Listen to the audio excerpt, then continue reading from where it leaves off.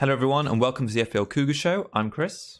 And I'm Kieran. And today we are going to be previewing Gameweek 8. In this show we'll be analysing each upcoming Gameweek fixture, predicting the potential key players, differentials and working out where the clean sheets may come from. We'll be discussing captaincy, reviewing our teams, planned transfers, Cougar Cup picks, as well as answering some questions.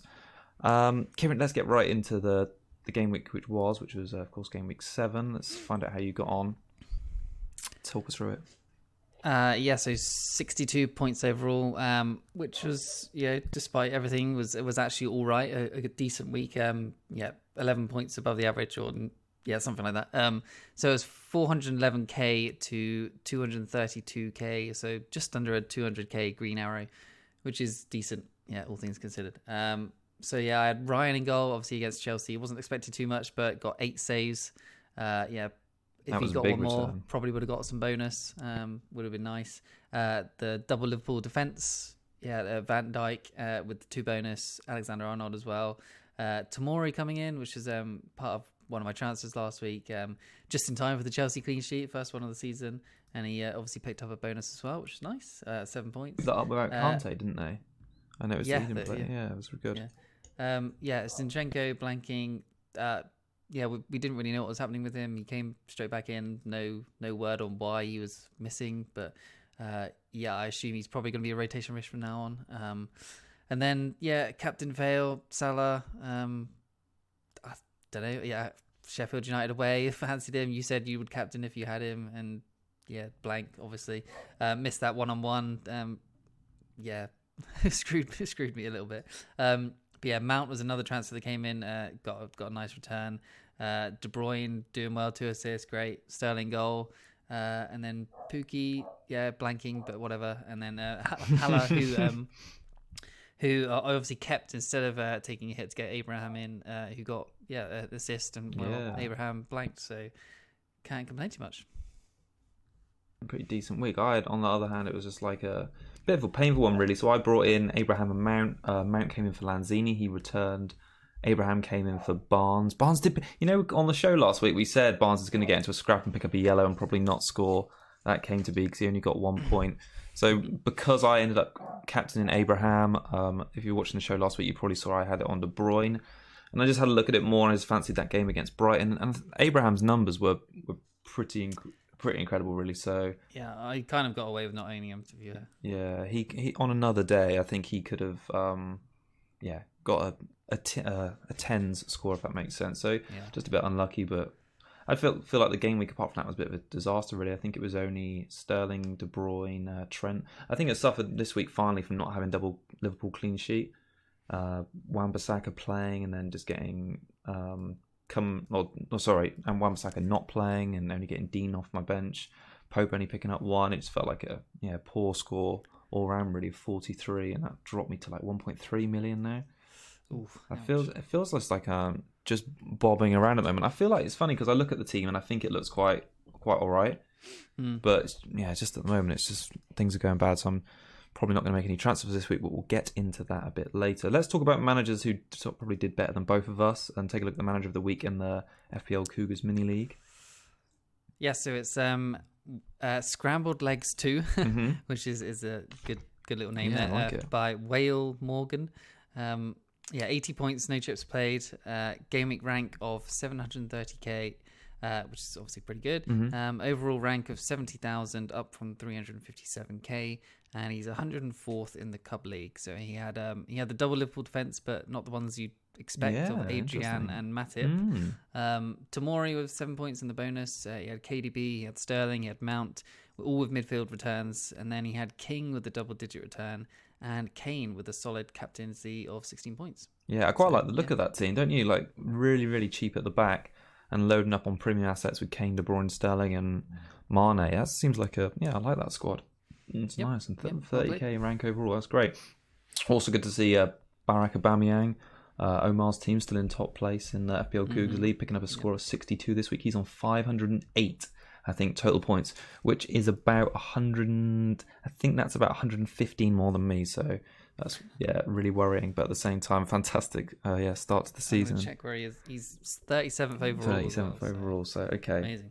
Yeah, that's fantastic. Great job. All right. Well, let's start talking about the fixtures because this is the last game week, obviously, before we head into the. Oh, well, no, we are. Whoa, Kieran, we got to talk about the Cougar Cup picks. I know. Yeah. Whoa. Well, Marcus Alonso. So you've wiped the floor with me again. So you picked Alonso, who had Brighton at home, and you got the clean sheet. He did get a yellow card, but 5 points for you there. Obviously way better than I got. I went for Firmino. Sheffield United away sounded like a good idea. Still under 15% owned. So, but 2 points, blanking and shame, really. Yeah. September wise, I got 5 points. You got 13, and then totals for the whole year so far. I'm on 11 and you're on 24, so you are well ahead now. Woohoo! I just need you to blank quite a few times in a row now. Yeah, right. You need to pick it up with some of these picks. I don't know. I pick United clean sheets the other week when nobody expected it. I pick like decent things when I don't do it in the cup pick, like other differentials, but whatever. What you could do with doing is watching our other weekly video series, Kieran. The FPL Cougars Cub picks once a week on our YouTube channel. There's 3 tasty options on there. Maybe you just pick one of those this week. That feels like too easy. Feels too easy. All right, okay. Well, I got another good one I think lined up this week, which might make you laugh. So we'll get to that a bit later. Should we now talk about the fixtures for this game week and start at the Amex? Brighton against Spurs. I think it's Saturday lunchtime kickoff, isn't it? I popped our teams up on the screen as we've done this. So obviously your interest in this game is down to Matty Ryan. Were you pretty impressed with his performance against Chelsea and just how Brighton have been defensively? I mean, we talked about it last week, didn't we? And how their stats look good, and they kept Chelsea out for long periods despite like facing a lot of shots. Their defense looks all right, doesn't it? I think it does. Yeah, they're to be honest, they're the 4th worst for XGC over the last 4 weeks. But eye test wise, I think they look all right and fairly solid. That Dan Burn guy who's come in this year looks like a solid player. Him and Dunk seem to work well together, and then I think is it Webster that's a part of the back three? Yeah, I think that's right. I think they work well, honestly, and I think they could cause Spurs some trouble this week. They could get a cheeky clean sheet, and that'd be great. Like Matt Ryan, bit of a hero against Chelsea. Kept out Abraham at least 3 or 4 times, it seemed like, which was great. And obviously he's racking up the save points for me as well. So 8 saves. If you made one more, like I said earlier, he would have got into the bonus as well, despite losing 2-0. So fantastic there. I'm kind of happy to keep him at the moment. Obviously he's had that one tough game against Chelsea. Obviously the one against Spurs is tough as well. But after that they got a decent run again, and their fixtures are kind of okay, to be honest. So a few weeks ago he wasn't making any saves at all, really, and compared to like someone like Pope, but he's picked it up the last few weeks. So I don't know if that's a good thing or not, considering he's making more saves. But I'm tempted to just keep him even on wildcard. At this point. Yeah, definitely. I think that the 3 games at home they've got in the next 5 bode well for his save point return. That huge haul at Newcastle. Wasn't it away last in game week 6, I think it was, where 10 points. So in away games, and I think they got Villa and United away in the next 5, so you could see him racking up some more save points there against those sort of those attacking teams. Moving on to Spurs, I was quite impressed with them. It was sort of like a resilient display against Southampton after Aurier got that red card early on for 2 years. Some people got him in, didn't they? I know. I felt really bad because obviously he had a bit of attacking threat previous couple of game weeks. Yeah. And looked like he was making that right back slot his own. And then even before halftime in this one, he's looking at being... Well, he was sent off, obviously. Who do you think is potentially a good replacement in that price bracket? I think he was like 4.9, 5 million-ish. We had a few questions on that, so I'll drop it on you. Obviously, someone who I bought in, I think, is good. Tomori. Obviously, Chelsea's fixtures are great. I think Kepa only made 1 save in the game against Brighton, and they had a good XG in that game, or XGC, sorry. And I think Brighton had like only 3 or 4 shots overall in that game. Yeah, they didn't really have any big chances. I think Chelsea looked decent, and Kante didn't play, did he? So, no. Hopefully he's back in the next few or something, or maybe they were saving him for Champions League. But when he comes back as well, then they'll be even stronger. Tomori is supposed to be 1 or 2 in the pecking order of defenders at the moment, according to Lampard. At 4 point, I think is he gone to 4.6 now? Yeah, I think he has gone 4.6. Yeah, at 4.6 in a probably a top 4, top 6 side. That is a bargain. You probably need to get on him. Yeah, no, agree. I think other ones to consider. I mean, West Ham have sort of been shaken a little bit by this Fabianski injury, but I think Diop looked quite good as a 4.5 million if you're going to go downwards. Soyuncu, Leicester after this Liverpool away game, they've got a really good run of fixtures. I think those are ones to look at. Obviously, Arsenal have got fantastic fixture runs. So if Chambers or Holding come in and make their spot their own, but their defence is a little bit shaky. I think there's quite a lot of options around the 4.5 million to 5 bracket to replace Aurier with, really. Lowton, Peters, those two are good as well. Yeah, there's plenty. I mean, even sort of like Mings and Engels, and we've talked about before. Peters is an infuriating one because I looked at him like he's not going to continue that. His stats are rubbish, and he just keeps popping up. I think the clean sheet the week before last, and then he assists. And sick of it. I was close to getting him in. Burnley seem to score. It's got Peters on the assist on it. I'm like, what the hell? I know. He's just whipping him in for Chris damn Wood. All right. I do think I had a look at the closest stats on this one. So Tottenham's away form's been atrocious. They haven't won their last 9 away games, and Brighton haven't won their last 8 at home. So perhaps your draw prediction is not a bad shout. I've been so impressed with Son recently. So he's got 2 goals, 2 assists, 26 points, which is the second most points of all players in the game in the last 3 game weeks. So he's an incredible run of form at the moment. I told you earlier in the week I was really impressed that Magnus Carlsen, who's sort of like the world chess champion and doing extremely well this season, he's sat at 93rd in the world overall. He sold Salah for Son this week. Great move. Son's had 8 shots in the box in the last 3 as well. So I mean, the form is there, and I think the fixtures are sort of there. They've got this Brighton game, and they've got Watford at home. Watford, of course, like the whipping boys at the moment. Then they've got those 2 tricky back-to-back games on Merseyside against Liverpool and Everton. So I think if you've got Son, I think you'll be looking at those 2 fixtures coming up, rubbing your hands. But for me, I'd really fancy him for that Watford game, but I think it feels a bit 1 week punty to bring him in and then play Liverpool and Everton against games like maybe not going to return in. I'm just waiting for Watford to just suddenly just spring to life and just surprise someone, because everyone thinks they're so bad. They'll beat a top 6 team at some point soon, and everyone will think this is the time for it to turn around. There's a surprise coming from Watford. I'm pretty sure they can't be this bad all year. No.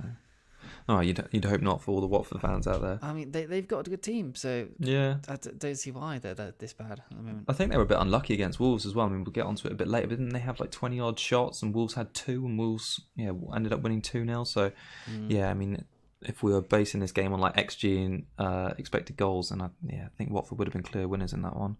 But as it was, they lost. Anyway, so Kane.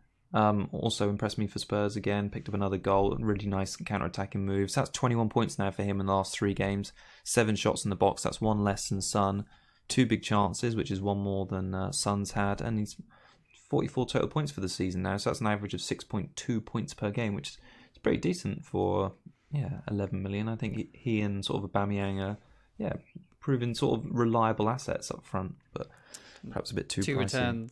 2 returns without a penalty as well. Yeah, it's, rare, isn't it's it? unfounded. Yeah, it is. Yeah, no. I think there's good things potentially coming up for Spurs, but it's just that Liverpool and Everton game to be wary of in, what would that be? Game week 10 and 11, I think it is. Yeah. All right, Burnley against Everton is another Saturday lunchtime, or is a Saturday lunchtime game. Mm-hmm. Ashley Barnes, Kieran. Did I get off him at the right time? Was that a bad move? I think it was a bad move. You just never go with Burnley attackers, basically, because they'll troll you. I know. I told myself it before, and then I just got rumbled by the stats. But I'm off the train now. I'm off the train. Maybe what you need to do is get on them before they're hot, and then switch to the next one. Yes, switch to Wood. Switch. But probably now Wood's going to go on a blank, and you just transfer in Barnes, and then you'll be fine. Yeah, maybe just roll 4-4-2 in FPL this season, and just have like Wood and Barnes up front all season, and captain the other one every other 3 game weeks or something. We'll be fine. Yeah, top 500 finish, easy. Do you think that the train's been derailed a bit now for Barnes and his owners? They got time to get off now. Yeah, he's had 4 blanks in a row now with good fixtures. So, they're pretty much opposite the stats compared to the first few weeks with him and Barnes. So, Barnes versus Wood in the last 4 weeks, they've had 8 shots each.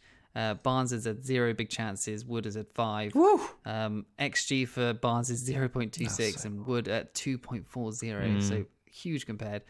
Goals obviously 0 versus 3. Key passes 1 versus 2, and then points 7 versus 22. So yeah, obviously Barnes has gone way down, but like I still think he sort of is involved and does kind of still pass the eye test a little bit. Yeah. And I think Wood is streaky, I guess, in a way. Like Wood goes on these sort of tears sometimes, doesn't he? And then he'll start blanking like he did at the start of the season. So I don't think if you have Barnes, it's definitely get rid of, because their fixtures are still good. Obviously Everton at home is, I think it's a green on the radar for some reason. Yeah, I think their next 4 fixtures are actually quite tough. Yeah, and then obviously Leicester away is tough. Chelsea at home, tough. They're going to get peppered in that game. Sheffield United away, it's going to be low scoring. Probably really can't see them scoring that. West Ham United at home, not sure. That's okay. Watford away is good, and then Crystal Palace at home is decent enough. So I don't think it's panic stations with them, but there is better options possibly. If you can get the money, if you don't have Abraham, Pookie's still got decent fixtures. Yeah. So there's options either way, to keep or to get rid of, basically. Yeah.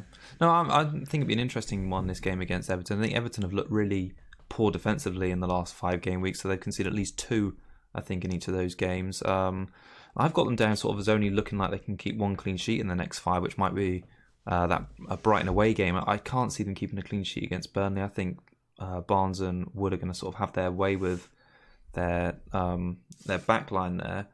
You obviously got rid of Dean just in time, but you talked on the show last week about potentially getting him back on your wild card. He's actually had the most shots, 11 of any defender this season, which I was quite surprised about.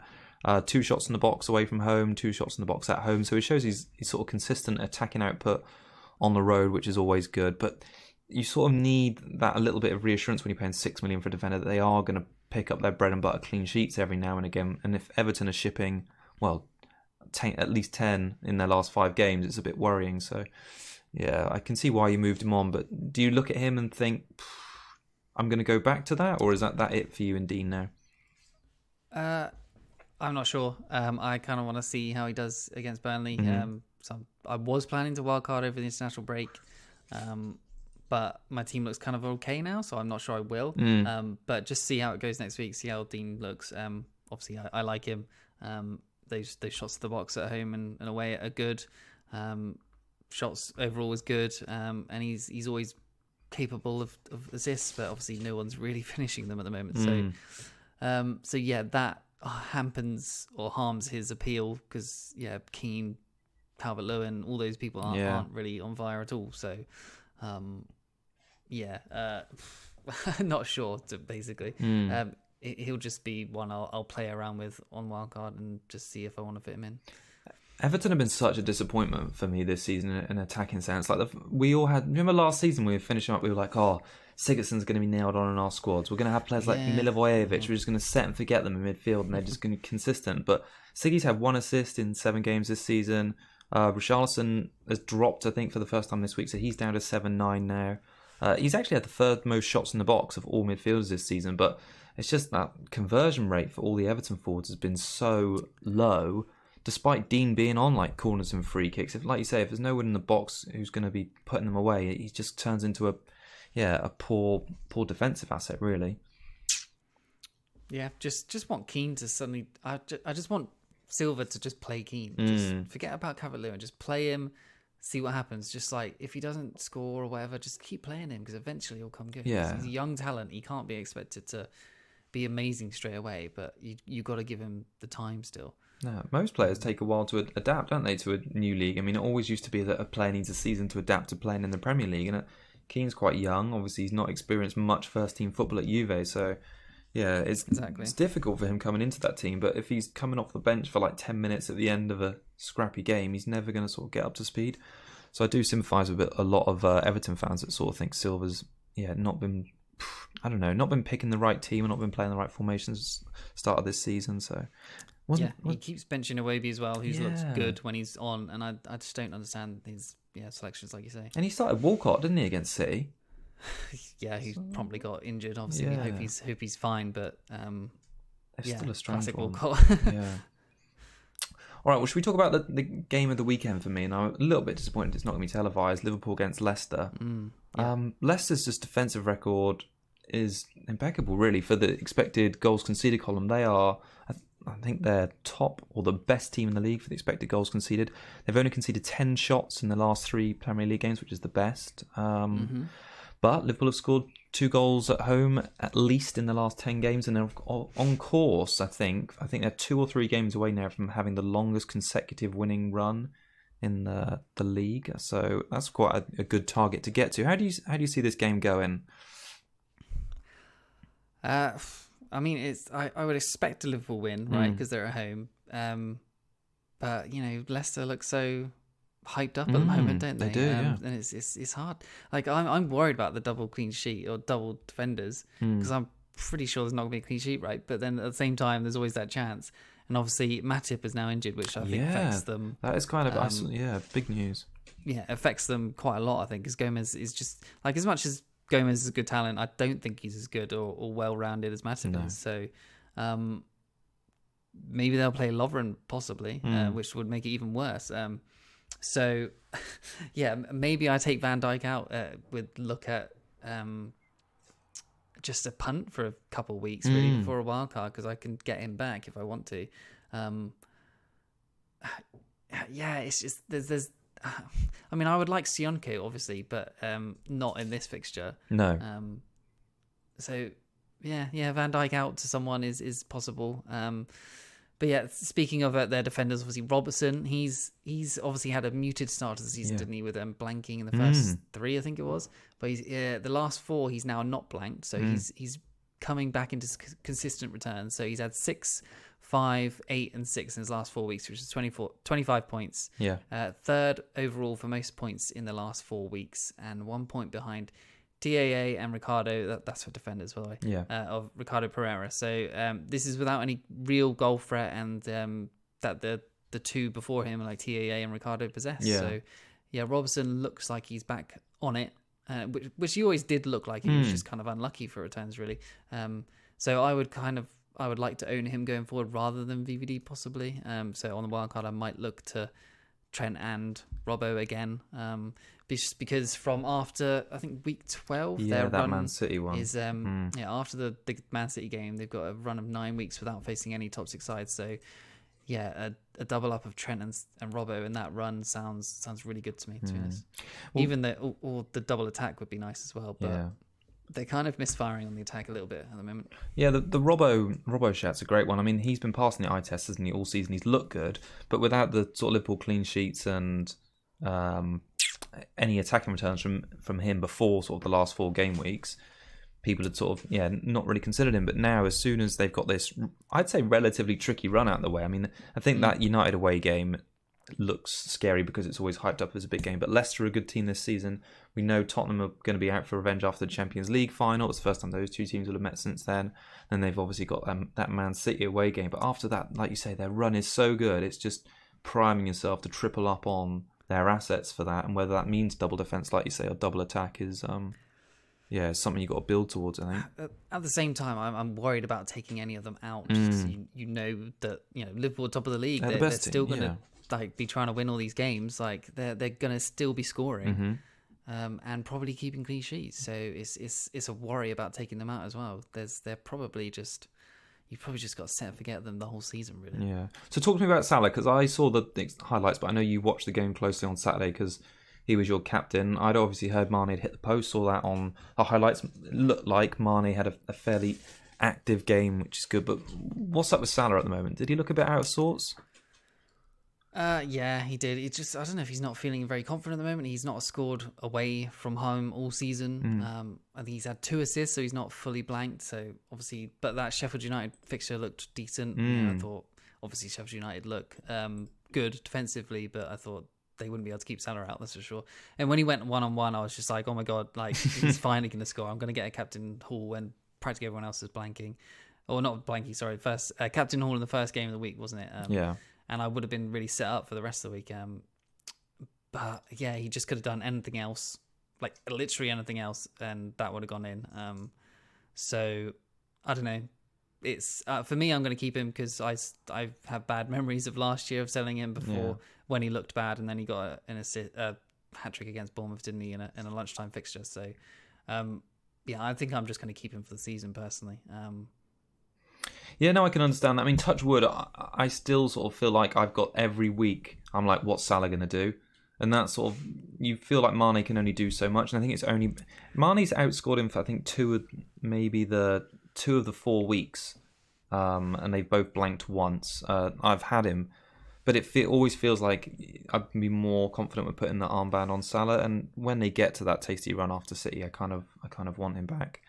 Salah's across the last 4 weeks, Salah's stats are across the board better than Mane's. So even though Mane has missed big chances, he has, which makes you think if he's just slotted them away, he would have outscored Salah massively. But in the stats wise, Salah is looking better. Yeah. Well, I remember, but he's not so much getting those big chances. No. Well, I remember Mane had a good chance away against Chelsea, a header in the second half before he came off early being injured. And like you say, he hit the post and he was through one-on-one again from like a central position against Sheffield United. Yeah. So that's why I'm just so keen to see this Leicester game, because I feel like this is going to be a good test for both of them in a decent home game to see how they stack up once more. Should we have a quick word on Vardy? Because obviously another two goals, wasn't it?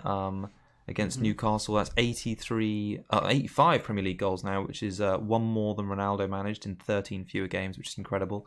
His accuracy and his efficiency is just out of this world. So 6 big chances this season, 5 goals, 13 shots, 11 of them have been on target. He's someone you might have been looking at if you were planning to play the wild card ahead of sort of the fixture swing, game week 9. Absolutely. I kind of wasn't until this game. I was thinking Maddison might have been enough. Obviously, Maddison... It's kind of, I don't know how injured Maddison is, but I was kind of looking at a Vardy and Aubameyang front line, just those two, which would be really nice.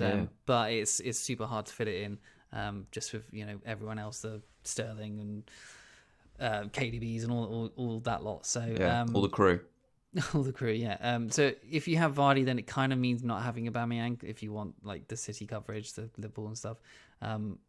But yeah, I do like Vardy. Obviously, he's very clinical, like you said, and he's going to get more chances with these runs. I think I saw a stat today on Twitter, or I can't remember who put it out. Sorry, but it said that Vardy is actually a flat track bully. He's not done that well against the sort of top teams that we usually associate him to do well against recently, and he's been scoring against all the bad teams and taking advantage. So. If that is the case, then against all these bad teams that are coming up, then fantastic. And Leicester look like they're pushing for a top 4, so I should probably get on him. Yeah, I just think the fixtures look really great. So that Burnley game, and they've got Southampton and Palace away. I think Palace, of the sort of after Liverpool, will be the tightest game in the next 5 for them. But that's by the bye. So they've got Arsenal at home. I think there's potential for big points there, and I think they're coming at both ends of the pitch as well. Like we saw Chilwell and Pereira both getting really far forward in the game against Newcastle, albeit it was against 10 men. But Pereira's goal was pretty tasty with his supposed weak foot. I compared their numbers per 90 minutes, Chilwell and Pereira for this season. So touches in the box. Pereira actually leads the way with 2 to Chilwell's 1.8.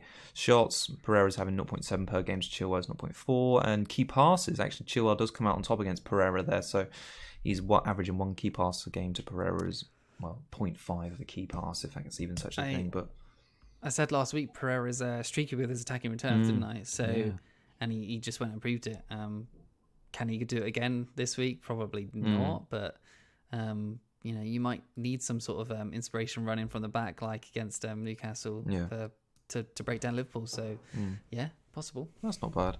All right, well, should we get a prediction on that one? How do you think that's going to go if we move? Because that's the one I'm most excited about this weekend. I have no idea. 1-1. I think Liverpool might slip up in the win Interesting. column, possibly. Okay, all right. I think they'll win, but I do think it'll be close. I think it'll be a 2-1. 2-1 game, I think I'll keep it going. Right, let's move on to a less attractive, but nonetheless, a very brightly coloured fixture with Norwich taking on Aston Villa. Norwich, we've had a couple of blanks from them. I keep looking at my team and thinking, oh my gosh, how have I had, in my front 7, I've got 4 championship players from last season in there. Why? And I'm starting to think is Cantwell and Pookie too much? I know Cantwell's cheap, but what are we saying about Pookie at the moment? I mean, he might even be a captain option this week, you know. Ooh. I mean, and that sounds kind of crazy, but they have looked good at home. Yeah, And Pookie's kind of like across the last 4 weeks, he's kind of 8th overall for shots, sort of like about 10th-ish for big chances. He's looking around 8th, 9th, sort of XG, XA. So he's there and thereabouts. He's not performing great, but he's still doing okay. And, you know, Villa at home, who are conceding plenty, you think that he's going to get something here at least. So, and with the captaincy, like everywhere else this week, looks a little bit sort of awkward. Yeah. So yeah, he might just be worth a punt. Like, obviously you did Abraham last week, and it didn't work out. But the numbers were there though for Abraham, and they have been for Pokey. But you know, Norwich at home, different animal compared to away. Yeah. So. Yeah, it's tempting. I hadn't really considered that, but now, I mean, we'll get on to KDB a bit later, but we've obviously heard the news today. KDB's got a groin strain. He was almost like an auto-pick captain for me this weekend. How does that affect the Man City team up against the resolute Wolves side? Obviously, that Leicester and Liverpool game looks tough to call, so I was thinking about Abraham again. Yeah. Because Southampton have been dodgy and Chelsea have been creating a lot of chances. So, but yeah, Pookie is another option. Villa actually lost their last 3 away games this season, and they lost both times to Norwich last season. They lost 2-1, both home and away. Pookie scored in the game at Villa Park, so he's obviously got previous against them. Yeah, okay, that's quite something to think about, Kieran. What about McGinn though? Has he been on the Villa? Sorry, were you going to say something extra about Norwich then? I was just going to say that their XG is pretty poor, actually. They're 15th overall, so at 4.41 as a team. And their XGC is 19th overall. Wow. So you expect someone like Villa to score, and then Norwich are going to have to score to outscore them to win, obviously. You know, it's a ridiculous thing to say, but... it's true. It's going to be a game without scoring. Yeah, I think it's probably going to be a goal fest. You know, it could be like a 2-2, 3-2, something like that. I'd hope so. Because neither team could defend. So. Yeah. Are you tempted to play Cantwell? I mean, I've had Cantwell in my team now for 2 weeks, blanking in these away games against Burnley and Palace. I think he's basically going to be banned from my team unless they're playing at home against like a bottom 6 side from now on. But has he got like a consideration about yours? I mean, I almost thought I've got like a good enough bench this week to do a bench boost. But yeah, I've actually got this down as well. I'm considering it, but I don't know. Like I think he's probably always going to stay on my bench. I don't really trust him. I think maybe the start of the season was a bit of an anomaly for his returns. He still had 2 big chances in the last 2, though, I think, against Palace and Burnley. So he's almost doing it away from home. He's in my team for this game week, basically, and then he's back out again. I mean, if De Bruyne is injured, then he'll probably come in anyway. But I kind of fancied Lundstram away at Watford, so I might put Lundstram first sub. Exactly, I know bench boost week. Yeah, and then obviously Greenwood's not going to get much minutes, is he? So no. Yeah, Ollie hates him. We'll see. Talking about Villa then, McGinn, again, another return for all his owners. I almost think, like, is McGinn sort of doing better than Fraser was this time last year? He's got more goal threat, isn't he? 4 shots against Burnley. Yeah, 1 big chance missed. 5.4 points per game average so far this season. Still owned by less than 10% of the game, so still a bit of a differential there. And 5.7 million in price. He's only got 1 fewer points than Mount this season, so I think that's great returns for someone that's always going to play 90 minutes for Villa, and he's almost making himself sort of their key attacking asset because, well, I've got down here Wesley was no good, no shots, so I think if McGinn's got to sort of fill that void. Yep, and completely nailed on. He's going to play 90 every week, so yeah. I was looking at him on Wildcard. I think he's great differential, and he like I said, I think a few weeks ago that he might be essential from Gameweek 12-ish. I think it was because they got a great run then. So okay. Should we move on? Is there any more you want to add on Villa? Because I've not got a lot to say about them at the moment. No, that's pretty much it. Watford against Sheffield United. So, like you say earlier, Watford, they're looking good, but not producing returns yet. Do you think Sheffield United are going to be able to hold them here? Like we talked about Lundstram there. Yeah, like I said earlier, I think Watford might will probably get a win sooner rather than later. So I'm not sure about Lundstrom here. Obviously, he looks good and Sheffield United look good, but surely they're going to get found out soon enough. So I don't know in terms of Sheffield United here.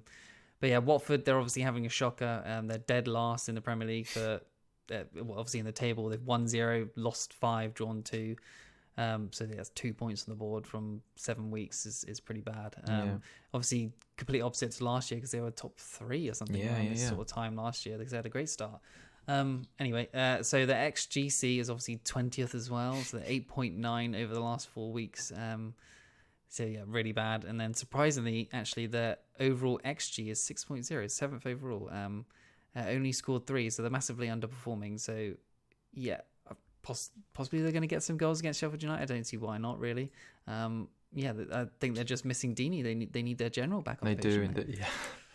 They do. I think it's going to be a real tight game. This. I was like really impressed with how organised Sheffield United were against Poole, and I feel they can sort of take that into an away game. Just basically because, despite Watford's attacking form, I wonder if it comes down to confidence. Like if their strikers aren't putting the ball in the back of the net, and Sheffield United are going to keep it tight in minimal chances, are they going to be feeling really good to stick a goal or two past them? I mean, relying on Welbeck starting for goals, it's just you're in a bad place. Yeah, and Andre Gray as well. So I think there's a lot to be said for getting Deeney back in the team. But like I said at the start of the season as well, I think their defence has been too good, and I don't see how Dawson has improved it. It's an ageing squad. I do really worry about them. I just feel like it's almost because they made a manager change so early in the season. I think I've got them down as a potential for making 2 manager changes this season as well.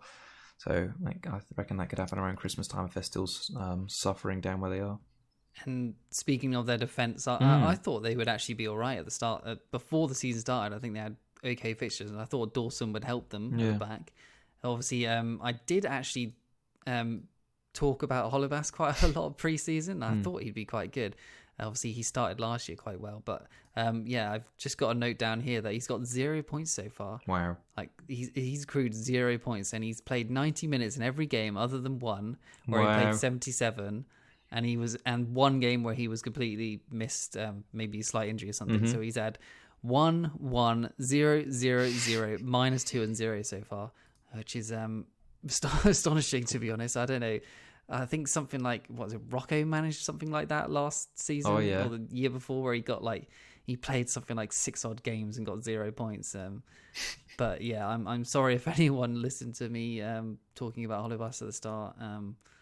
Shocker. He's having a terrible time. He and Zuma are going head to head for the worst defensive asset of the season at the moment. Yeah. Anyway, Lundstrom again, I thought looked good against Liverpool. So if you've got him, keep him. If you haven't got him yet, what are you waiting for? 3 penalty area touches against Liverpool, 2 shots in the box. I think I'm going to play him more consistently when their fixtures improve. Obviously, got Arsenal at home after Watford. They're probably the next game. I'll play him in my team. Are you playing this week? I might have to if Kevin De Bruyne's injured and Wan-Bissaka's injured. Yeah.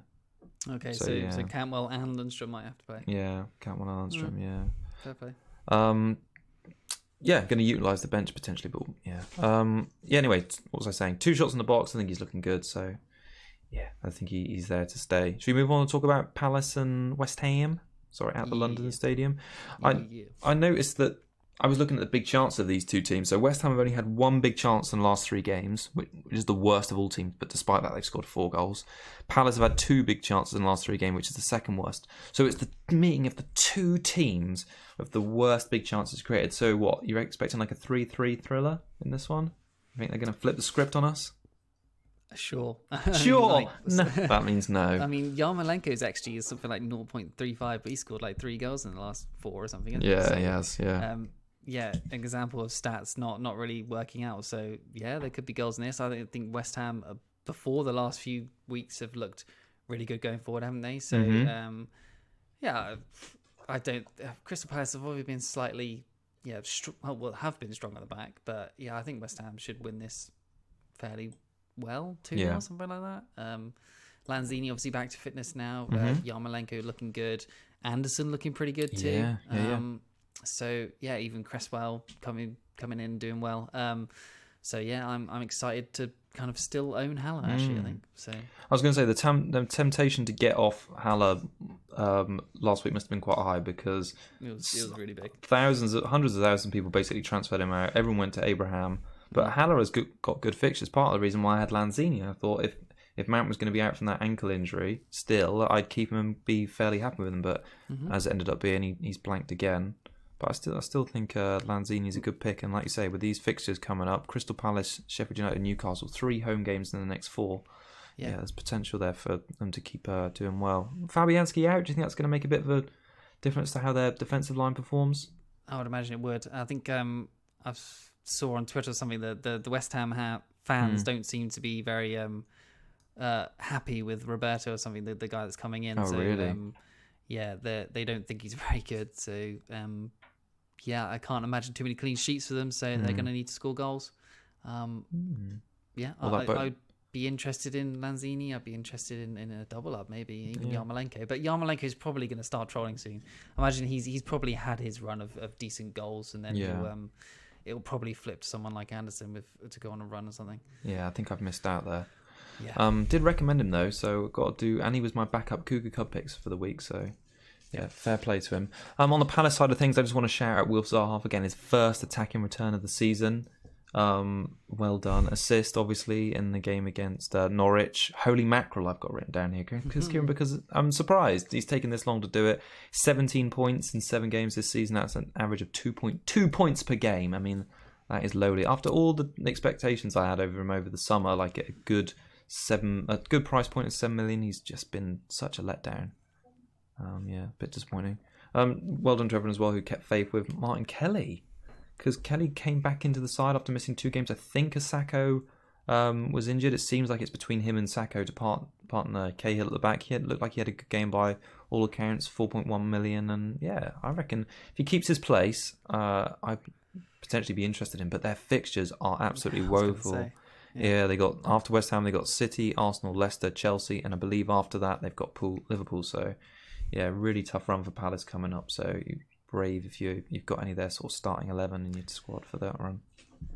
It'll be just everyone's luck that someone gets injured. They got Kelly first sub against Liverpool or something, and then he gets clean sheet. That's probably going to happen. Yeah, don't tempt it, Kieran, because we don't want that to happen.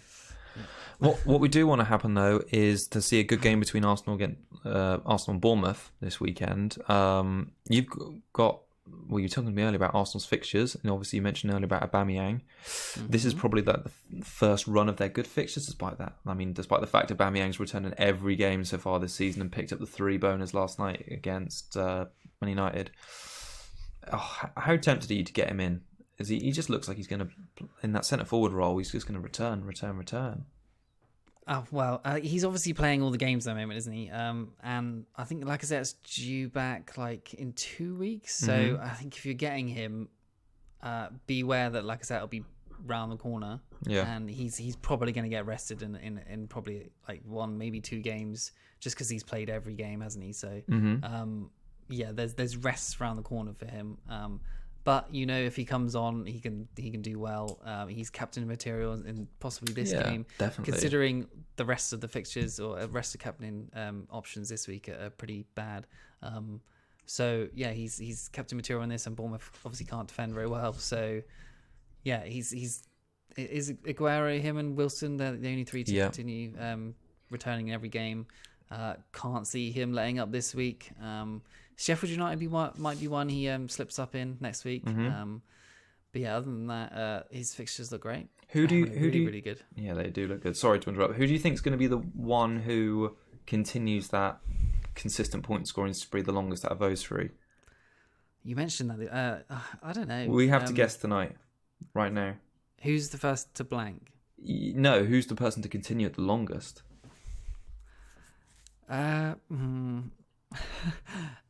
Okay, so I think Aubameyang will blank next week. Okay, so Sheffield United.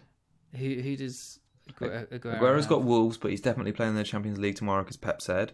Whereas Wilson's got to play away against Arsenal, and then he's got Norwich at home. Yeah, okay, so I think Wilson will blank this week actually. Okay, just because assuming TNE plays Europa and is fit to play, then I think he'll come in and make their defence a bit better. He's meant to be missing the games for Scotland as well, so I don't think they're going to risk him. Oh, okay. Yeah. All right. Yeah, I'm just going to say Wilson. All right, I'm going to say Aubameyang. I think he's going to continue it. I like him. I think Aguero's going to blank against Wolves. Yeah. Let's see about that next week. Shall we? Yeah. Okay, we'll see about that next week. Perfect. All right. Just to give you some defensive stats on how poor Bournemouth have been. So they've been over 2.5 goals scored in Bournemouth's last 6 away games. They're the 5th worst for expected goals conceded in the last 3, 5.38. They've conceded 4, so actually doing better than that. So they should have conceded at least a goal more. Last season they got thrashed 5-1 at the Emirates. So I think that if they defend like they have been doing, I mean, to me, that in the games I've watched them, their defending has been a poor, and they're waiting to get trounced by a team. And I wonder if it's going to be this weekend. Although the caveat is that Arsenal got Europa League, and depending on how many players Emery rotates, they could be a little frazzled from that. But yeah, Bournemouth could be on the end of a hammering here. I always look at this game and think, this should be a fun game. They're two teams that can't really defend, and there should be goals. So it's kind of like when I see Bournemouth and Leicester, I always think, oh, there's goals in that. Yeah. Yeah, I like it. Wilson again, so let's just touch on his stats. His numbers are looking a lot better now in the last couple of weeks. They've really jumped up. So of all strikers priced 8 million or less, which he is just in because he's 7.9 million again now after going back up. He's had the second most big chances this season with 8. So that's behind Tammy. So he's leapfrogged Pookie in the last couple of game weeks. He's still not taking many shots though. He's behind players like Delafeu, Mapoy, Jimenez and Barnes, but yeah, his points return is really great. So 6.5 points per game average, and yeah, I think Wilson is looking really strong. And he's one of those players I look at and think, if Pookie's not delivering, I'm just going to get back on Wilson and just leave him there because their fixtures are looking good as well. They've got games against Norwich, like I say, Watford, Man United, Newcastle after the Arsenal game, and yeah, he's been so consistent and so good so far this season. So long may it continue. Also, back in Aubameyang. Like Pepe had like a 1 out of 10 game against United, and they're playing like 3 like defensive midfielders in midfield, and it's just like where are the attacking sort of players? Like where's the assist coming from? It's a bit strange. Aubameyang obviously keeps returning, but yeah, midfield 3 of Torreira, Guendouzi, and Xhaka. Like where's the creativity? And Ceballos isn't really getting a look in. No, really, and Pepe's not looked great either, so it's kind of worrying in that sort of scenario. Yeah, no, a lot to look at in this game, but let's hope there's going to be plenty of goals. Man City, Wolves, another one of the Sunday fixtures. Wolves, this is sort of like the start of like after this City game, it's a decent looking run for them. But I thought they looked quite good in the away game at the Etihad last season. Yeah, I'm checking the lineup for tonight, and Sterling's rested, so I assume Sterling could be a good captaincy shout for the weekend. That's quite interesting. Okay. Yeah. Well, I mean, Man City's next 4 look good, don't they? Wolves, Crystal Palace, Aston Villa, Southampton. Let's talk about KDB up first. Have you gotten? Well, what were your thoughts on him this weekend? And then I suppose we better talk about his potential injury and what that could mean. Well, he obviously looked great, didn't he? Just can't do anything wrong this season. No. Obviously. Glad I got on him in the end when I did. Should have got him from the start, but hopefully he's not too injured from now on. It was a groin injury, wasn't it? I think it was. Martial had a groin injury. It was supposed to be a week. He's still not back. Like 5-6 weeks later. So we don't know how serious it is yet, but I'm just going to assume it's going to be 1 week. He's got the international break after that to recover. Martial had that exact same thing, didn't he? With the week and then the international break. Yeah, so fingers crossed. I'm going to take it as it's just 1 week and he'll be back for the week after. Yeah. I think it's hard to get rid of him with all the value that people have accrued in him. But anyway, so he did look like he could have been the consistent captaincy choice that we've all been searching for. Obviously, Salah and Sterling haven't really been doing it for us. And KDB, if we'd looked at him, would have been the one. Obviously, take out that 1 point from the bench appearance from Norwich. He's had 7, 11, 5, 13, 17 and 9. And obviously, that's 62 points over 7 weeks and an average of 9 points per game. And if you're captaining that average of 9 a game, that's great, isn't it? Yeah. You can't go wrong, and you'd probably be up in the sort of 10, 20k if you'd done that from the start of the season. So yeah, I hope he's not injured for too long, and yeah, he'll be a miss if he is.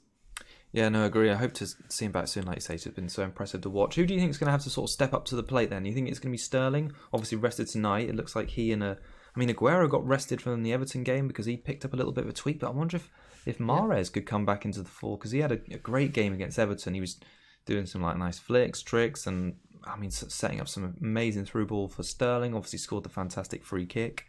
He's looking good this season. He is, and if KDB's out, then yeah. I think obviously Mahrez starting tonight in Champions League means it's probably his turn to be rested the weekend. But he's kind of looking in form, so hard to say if he will be or not, because we don't really know with Pep rotation.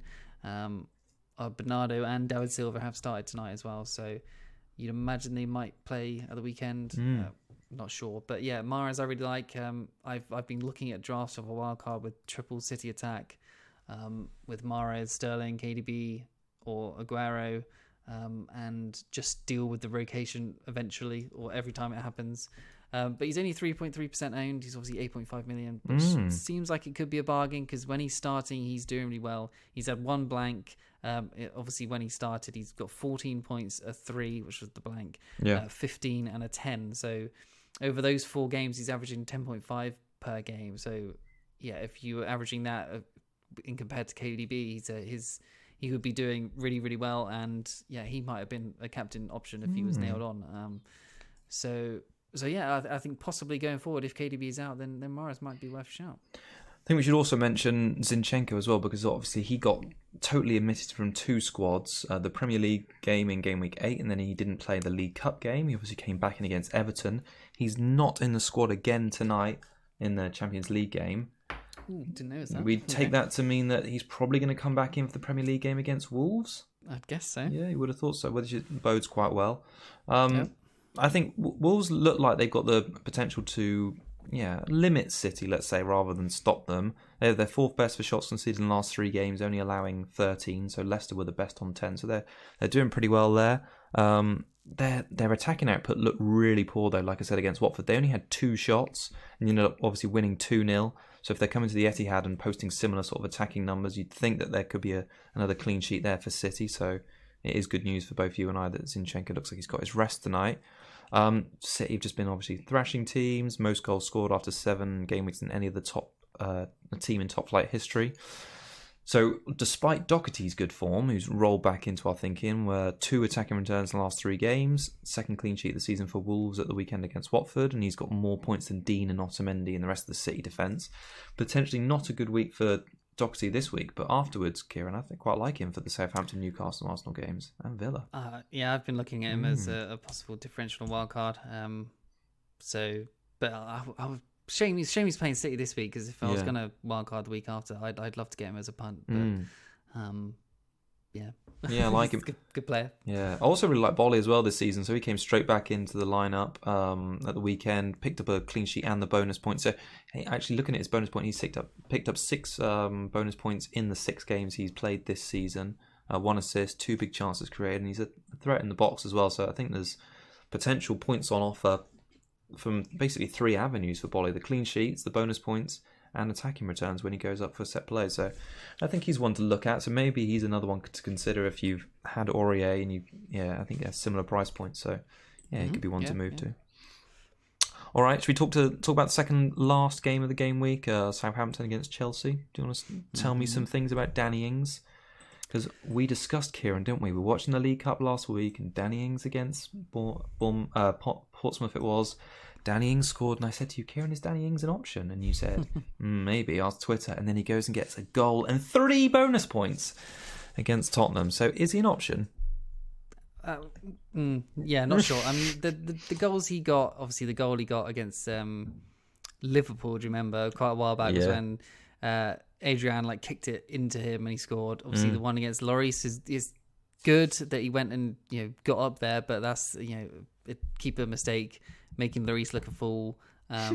So yeah, it's good that he's there, but he's the proper poacher striker, isn't he? Yeah, he is. Yeah, and that's not the sort of sustainable goals that's going to happen all the time. He needs to be getting just, I don't know, tap-ins, back post, headers and stuff like that. So, I don't know, for him to start to look like a real option. Their fixtures are tough, so you can't see him really getting that many goals going forward. And obviously Chelsea at home is okay, I guess. So Chelsea haven't looked great at the back, but they're getting better. Obviously Wolves away, I think, is tough. Leicester at home is tough. City away, you can't see much there. Everton at home, maybe.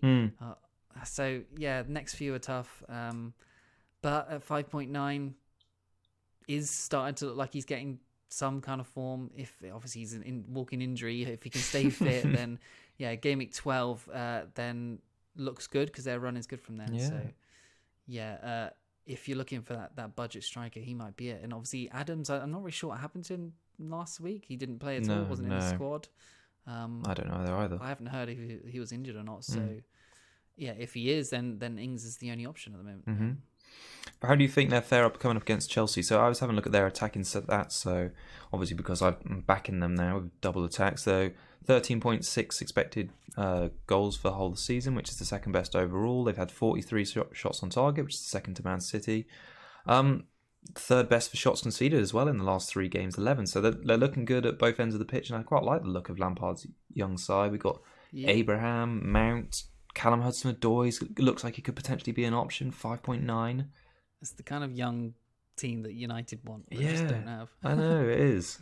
Abraham, obviously, I was hugely disappointed after switching to him for captaincy on the Thursday, and yeah, not returning, but he had 5 shots, 3 big chances missed, and he did create a big chance, so he's looking good, and I think his away form's been good as well. So he's had 23 shots in his away games this season. I fancy Chelsea to keep up that great attacking form, and if he's going to spearhead the attack, then there's surely going to be returns there. When you've got players like Mount, Willian, Jorginho, Kovacic, sort of creative players feeding him in the central striker role. Doesn't look like he's going to get 90 minutes every week, but I think if he can return once or twice for however much he is now, I think he's 7.4, maybe gone up to 7.5 now. Yeah, so if he can get a single double return, I think you'd be pleased with that, especially over this next run of fixtures where they're up against Newcastle at home as well in game week 9, I think it is. That should be a good one. Yeah, I'm certainly scared of not owning him still, but obviously just having Mount last week paid off. It did, Just he was the only one to get the return, so I've just got to be patient, I suppose, and get on him possibly on the wild card. I don't know. I actually wasn't even looking at him on the wild card. I was looking at Vardy and Aubameyang. So I don't know. Yeah, I think Mount's just the set and forget in midfield, and Abraham's nice to have if you can, which I can't. Yeah, no, I like him. Looking forward to watching him again against Southampton this weekend, just to see how he's looking. All right, Newcastle against Man United wraps up the game week, and honestly, you and I are both sort of United fans, but I'm so uninspired at the moment. Like, this seems like 2 dreadful teams. I could think of so many other things I'd rather be doing than watching this game, so I probably won't. United failed to win their last 7 away games.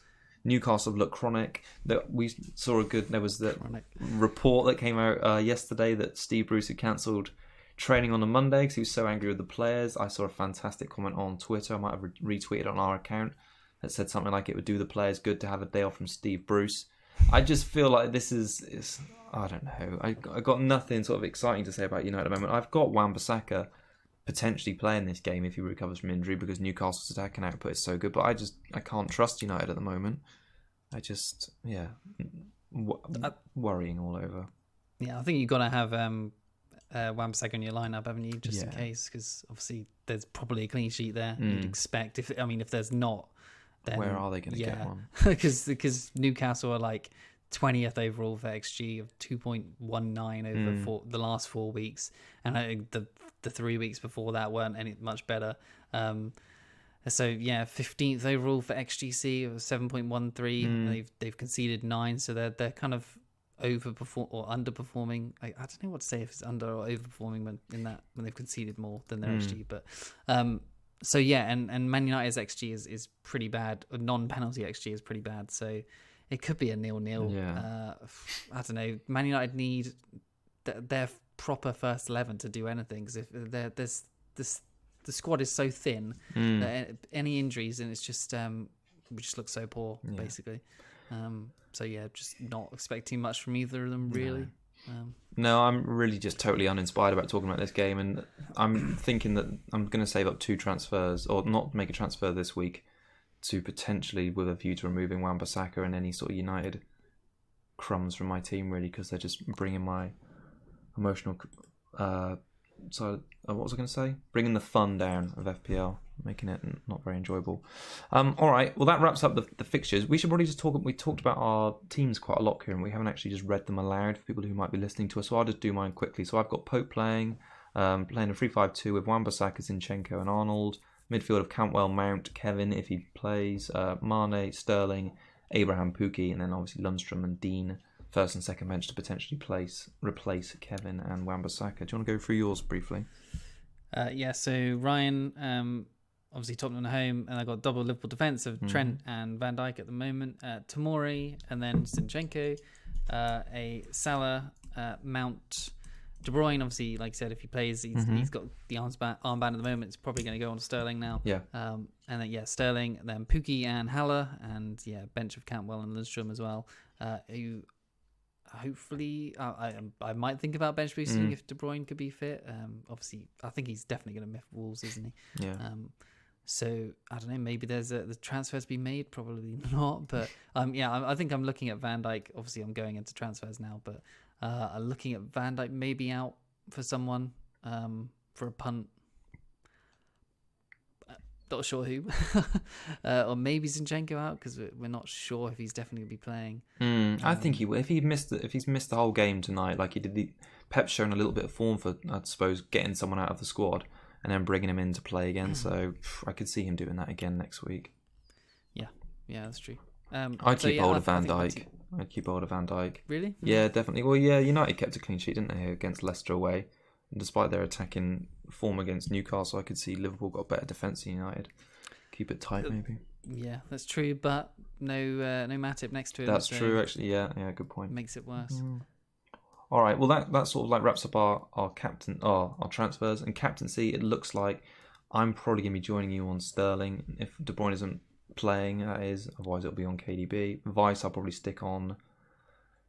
might stick it on Pukki. Abraham? Oh, yeah, maybe Pukki, Abraham or Mane. Got 3 decent options there. I'm not unopposed to captaining Mane this weekend if Sterling had played sort of like 90 minutes tonight and worried about Pep rotation. But yeah, now that Sterling's benched, then it's definitely going to be on the young man. All right, Cougar Cup picks. Who's yours for this weekend? You've got to catch up, Kieran. It's really hard this week. I'm going to put it back on the Cub picks. Have you found it difficult this week? Yeah, I have. And I think I know, but I know I'm going to pick, though. Okay. So it's my turn. It's your turn, yeah. So I think the only chance of decent points in any of these games for low-owned players is that Norwich and Villa one. Oh, okay. So I should probably go for the obvious one in McGinn, but I'm going to go for Buendia. Buendia, okay. Yeah. Oh, I wasn't expecting you at all to say someone from that game. No, I'm just just throwing it out there now. 2% owned, Aston Villa at home. I think he's looked good recently compared to Cantwell. He's looked better than Cantwell. So okay. Yeah, goal and assist possibly. Yeah, okay. Well, I'm going to go with someone who's in form, low owned, and against a defence that's conceded 2 in their last 5 games. Who might that be? Not sure. Chris Wood, Kieran. Oh, God. I'm on the Wood train. It's going to be great. All right. Yeah. Okay, all right. So that's that. Look forward to seeing how we do next week.